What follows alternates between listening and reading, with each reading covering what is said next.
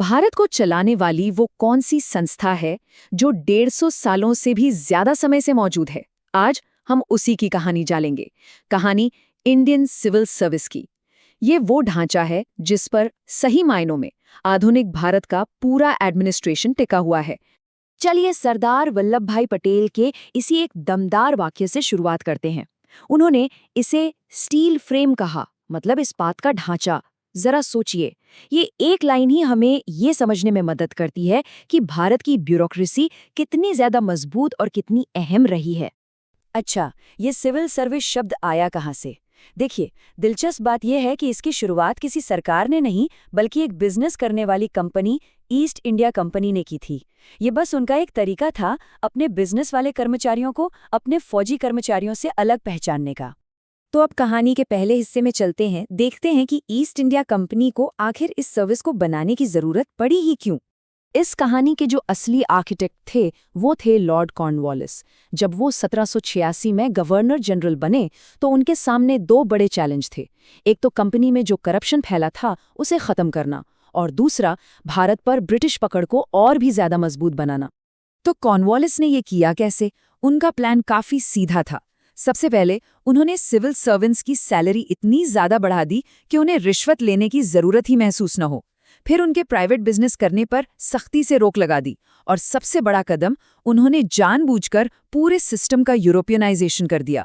मतलब सारी बड़ी और ऊंची तनख्वाह वाली नौकरियां सिर्फ और सिर्फ यूरोपियंस के लिए रिजर्व कर दी। और ऐसा करने के पीछे की सोच क्या थी? खैर, लॉर्ड कॉर्नवालिस का ये एक वाकया सब कुछ साफ कर देता है। उनका साफ मानना था कि भारतीय भ्रष्ट होते हैं और उन पर भरोसा नहीं किया जा सकता, और बस इसी नस्लीय भेदभाव के आधार पर भारतीयों को ऊंचे पदों से हमेशा के लिए दूर रखने की एक मजबूत नींव डाल दी गई। अब कहानी का रुख पलटता है। अब बात उस लंबे और मुश्किल संघर्ष की जो भारतीयों ने उसी सर्विस में घुसने के लिए लड़ा जो उन्हीं के देश पर हुकूमत कर रही थी। तो देखिए, यहाँ एक बहुत बड़ा डबल स्टैंडर्ड था। 1853 के चार्टर एक्ट ने कागज पर तो कह दिया कि अब ओपन कंपटीशन होगा, मतलब कोई भी एग्जाम दे सकता है। लेकिन असली कहानी कुछ और ही थी। एग्जाम होता था सिर्फ लंदन में, भाषा थी सिर्फ अंग्रेजी, और सिलेबस में ऐसी चीजें थी जो सिर्फ ब्रिटिश स्कूलों में ही पढ़ाई जाती थी। और अगर ये रुकावटें काफी नहीं थी तो अंग्रेजों ने एक और दीवार खड़ी कर दी। वो लगातार एग्जाम देने की मैक्सिमम एज लिमिट कम करते चले गए। पहले 23 साल, फिर 22, फिर 21, और आखिर में इसे घटाकर सिर्फ 19 साल कर दिया गया। जरा इस नंबर पर गौर कीजिए, 19 साल। मतलब एक भारतीय नौजवान को अपनी पूरी ब्रिटिश स्टाइल की पढ़ाई खत्म करनी है और 19 साल की उम्र तक एग्जाम देने के लिए लंदन भी पहुंचना है। ये लगभग नामुमकिन था। तो सवाल ये उठता है कि क्या इन सारी बाधाओं को पार करके कोई भी भारतीय इस स्टील फ्रेम को तोड़ पाया? और जवाब है हाँ। नामुमकिन तो नहीं था, लेकिन ये इतना मुश्किल था कि यकीन करना मुश्किल हो जाए। और ये कमाल कर दिखाया सत्येंद्रनाथ टैगोर ने। 1863 में रबींद्रनाथ टैगोर के बड़े भाई सत्येंद्रनाथ टैगोर ने इतिहास रच दिया। वो इन सभी मुश्किलों को पार करके इंडियन सिविल सर्विस में शामिल होने वाले पहले भारतीय बने। भारत में राष्ट्रवाद का दबाव बढ़ रहा था, तो धीरे धीरे कुछ सुधार शुरू हुए। 1886 में एचिंसन कमेटी ने एक बड़ा बदलाव सुझाया। सर्विस को 3 लेवल में बांट दिया गया: इंपीरियल, प्रोविंशियल और सबऑर्डिनेट।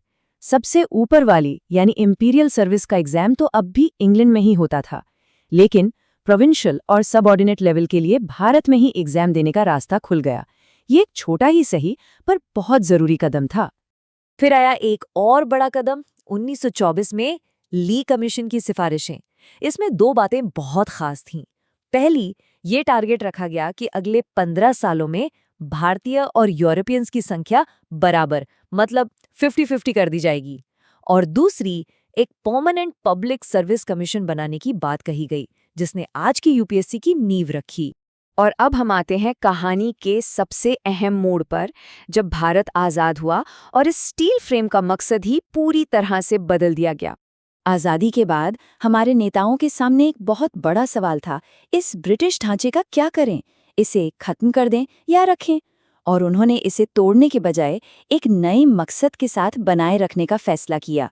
ये एक मुश्किल फैसला था क्योंकि देश को उस वक्त एक मजबूत एडमिनिस्ट्रेटिव मशीन की सख्त ज़रूरत थी और इसी के साथ 1947 में इंडियन सिविल सर्विस यानी आईसीएस बन गई इंडियन एडमिनिस्ट्रेटिव सर्विस यानी आईएएस।